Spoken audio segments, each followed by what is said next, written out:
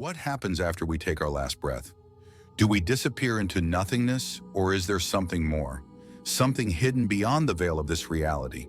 For thousands of years, monks, mystics, and philosophers have tried to answer this question. But one ancient text claims to hold the key. It's called the Bardo Thodol, better known as the Tibetan Book of the Dead. This book isn't just about death, it's a guide, a roadmap through the unknown. It describes in stunning detail what happens the moment we die, the choices we face, and how we can use that moment to escape the cycle of suffering once and for all. But here's the thing. Most people fail to recognize the truth when it's right in front of them. They panic, they cling to fear, and because of that, they miss their one chance to break free. So today we're going to explore what really happens when we die, according to one of the most mysterious and powerful spiritual texts ever written, the man behind the mystery. The Bardo Thodol was written over 1,000 years ago and is believed to have originated from a legendary Buddhist master named Padmasambhava. Padmasambhava wasn't just a monk. He was said to be a powerful mystic, a yogi who mastered hidden teachings and spiritual techniques that most people will never even hear about. Some say he could control the forces of nature. Others believe he had supernatural abilities. But what made him truly extraordinary was his understanding of death.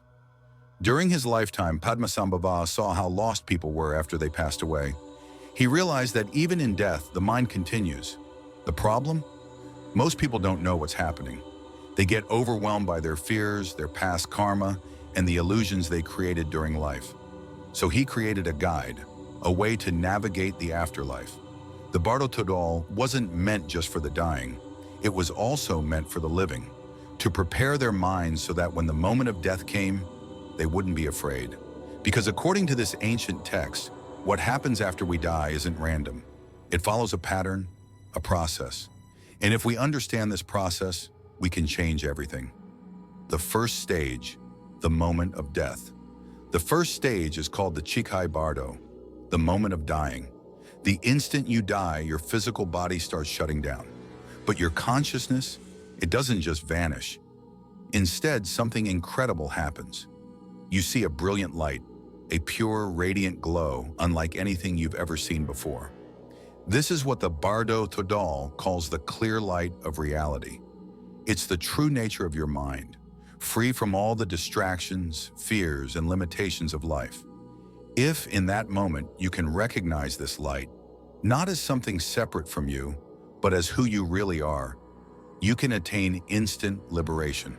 That means no more rebirth, no more suffering, no more wandering through the endless cycle of existence. But here's the problem. Most people don't recognize it. The light is too overwhelming, it feels unfamiliar, and instead of surrendering to it, most people instinctively pull away. That's when the next stage begins. The second stage, the mind's projections. This is called the Chonyid Bardo, and it's where things get intense. Your mind, now free from the physical body, starts projecting everything inside of it. Every fear, every desire, every unresolved emotion. It all takes form around you. Some people experience beautiful, peaceful visions. They might see deities, glowing landscapes, or feel an overwhelming sense of love and peace. Others, however, see terrifying things, monstrous figures, chaotic environments, and nightmarish scenarios. But here's the secret. None of it is real. Every vision you see is just a projection of your own mind. The peaceful ones, they come from the good you've cultivated in your life. The frightening ones, they're your fears and regrets manifesting in front of you. The Bardo Thodol teaches that if you can recognize these visions as nothing more than illusions, if you can stay calm and centered, you can still break free. But if you panic, if you let fear take over, you'll be pulled into the next stage. The third stage, the cycle begins again. This is called the Sidpa Bardo, and it's the final stage before rebirth. By this point, most souls have failed to recognize the truth. They didn't merge with the clear light. They got lost in their own projections. Now they're drawn back into the cycle of life. This is where karma takes over. Everything you've done, thought, and felt throughout your existence now determines where you go next. Some souls find themselves attracted to peaceful, happy lives. Others are pulled into worlds of suffering. The Bardo Thodol describes this stage as a whirlwind, a storm of energy that eventually leads to rebirth.